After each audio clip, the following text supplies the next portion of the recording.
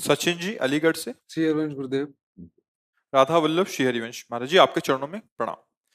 गुरुदेव भगवान, आपकी तरह अखंड ब्रह्मचर्य का पालन कैसे किया जाए, कृपया करके मुझे वो नियम बताएं। इसमें तो सबसे पहले भगवान की कृपा होती है। हमने तो जीवन में कृपा ही देखी है। जैसे माँ की सुरक्षा में, उसकी वात्सल्य में और उसके दुलार में ही बालक पुष्ट होता है, ऐसे ही अगर कोई भी साधना पुष्ट होती है तो उसमें भगवान की कृपा, भगवान का शासन, भगवान का दुलार। जैसे छोटा बच्चा कुछ भी खाने के लिए तैयार हो सकता है, उसको ज्ञान नहीं है, पर ये पूरी जिम्मेवारी माँ की है। वो दृष्टि रखती है, अरे ये क्या खाने, दौड़ पड़ी, जल्दी से उसके हाथ से हटाकर उसको धो के बचा के उसको ले आए। ऐसे पहला पहला उत्तर कृपा, केवल भगवान की कृपा, उसी से पूरा। अब दूसरा, भगवान की कृपा का आदर करते हुए सावधानियां रखना। पहला, ब्रह्म मुहूर्त में जगना। जग करके हम इतना जल पिए कि या तो हमें उल्टी हो जाए या पच जाए। अगर उल्टी हो गई तो पचने से भी अच्छा हुआ, हमारे अंदर जो जहर बना, एसिड आदि, वो गंदे पदार्थ वो निकल जाते हैं। ये ब्रह्मचर्य के लिए बहुत आवश्यक, वो शीतलता प्रदान करता है। ब्रह्म मुहूर्त में बिना कुल्ला किए, वो जैसे तांबे के पात्र में 1 लीटर जल रख ले, रात भर रखा रहा, उसे पीजिए, तो वो बहुत आपको उसमें ब्रह्मचर्य में।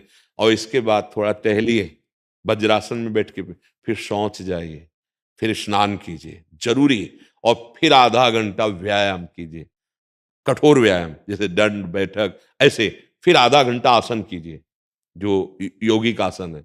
फिर अपनी दिनचर्या में उतर जाइए। विद्यार्थी हैं तो विद्यार्थी, और भी गृहस्थी के जो कार्य, खान पान, विशेष खट्टी चीज, कोई नशे वाली चीज या बहुत अधिक मीठा या बादी चीजें, ये ब्रह्मचर्य को नष्ट कर देती हैं। सावधानी, कब्ज न बनने पावे। कब्ज बने तो मृदु उपचार से उसको हटावे।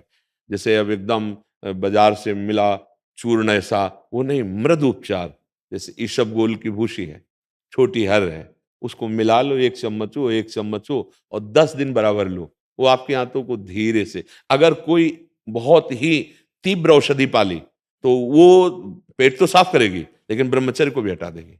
वो इतनी हीट पैदा करेगी, जो कब्ज से हीट पैदा हुई थी, बहुत संभालने की जरूरत होती है। अगर व्यायाम नहीं है और आसन नहीं है और दिनचर्या ठीक नहीं, आहार ठीक नहीं, तो भूल जाए कि कोई ब्रह्मचर्य नैष्ठिक, 10-20 दिन वो बात अलग है, नैष्ठिक ब्रह्मचर्य के लिए।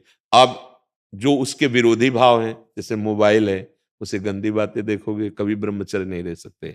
जैसे गंदे मित्रों का संग करोगे, कभी ब्रह्मचर्य नहीं रह सकते।